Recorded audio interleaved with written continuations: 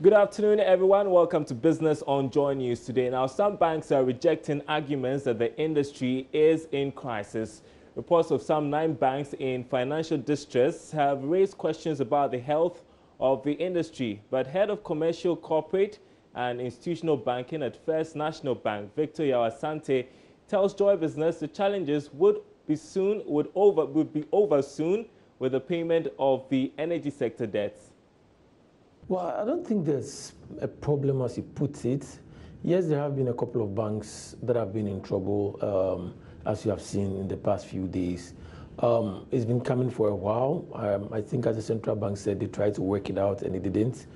There are 30 plus banks, so it is possible that 1 or 2, maybe 3, maybe 4 will get into trouble. But on the whole, I think most banks are quite well capitalized. Most banks, if you look at their ratios, they are in the right direction. And I don't think it's particularly worrying that 1 or 2 banks. Indeed, I think it's actually a good thing to the extent that when people don't keep to what they have to do, because banking is very, very risky and everybody must focus. And therefore, I think when banks have not done the right thing, it's right to do what has been done. Do you think that we are stretching the issues too much? I looked at the half-year results of some of the banks and their capital adequacy ratios. Some of them even are on the line below the 10% and all the rest. And I look at very high NPLs and I ask myself that really is this industry that well capitalized as we have been made to understand? No, it is. I mean, the regulator must definitely ask any bank that is under the required capital adequacy to make sure they put into place plans and correct them. Yes, there have been issues around specific industries. I think you all know that around energy, basically around some of the people who were in oil and gas, the NPLs in the banks went to as high as 20% over the last couple of years. But the good news is that in the last few months, what we've seen is that the energy bond, for example, which is about to be rolled out, some of the oil names, some of the oil exposures from the big oil producers like VRA and so on has been paid. And there's a specific plan around paying for some of the BDCs who, again, were significant with what was the issues around the NPLs, so has been resolved, and so on and so forth. So my expectation is that going forward, banks should become slightly more liquid, and then the banks that were found to be really, really in trouble have now been taken over. So I believe that solves the issue. So you think that the payment of this energy sector debts could turn things around quickly?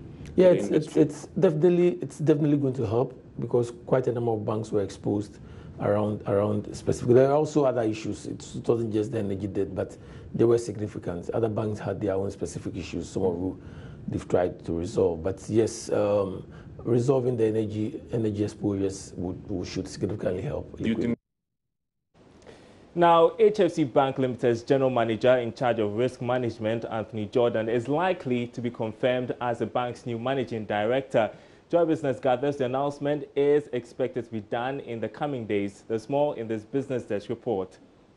Managing Director Robert Lehans will be stepping down after a successful 4-year career to take up a ministerial appointment in Trinidad and Tobago. Mr. Lehans is likely to take a ministerial position that will give him a superintendent role over the utilities sector in his country. If Anthony Jordan takes over as new MD, he will be overseeing the administration of the bank with a total asset valued at $234.3 million, equivalent to 435.3 million Ghana cedi. Prior to his appointment at HFC Bank, Mr. Jordan was the Assistant General Manager in charge of corporate and investment banking at Republic Bank Limited in Trinidad and Tobago.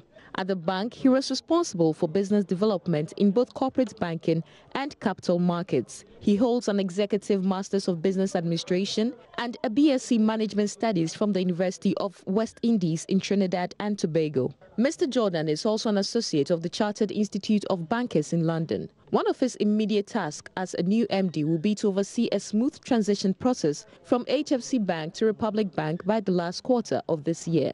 He would also have to address some challenges relating to staff management at the bank.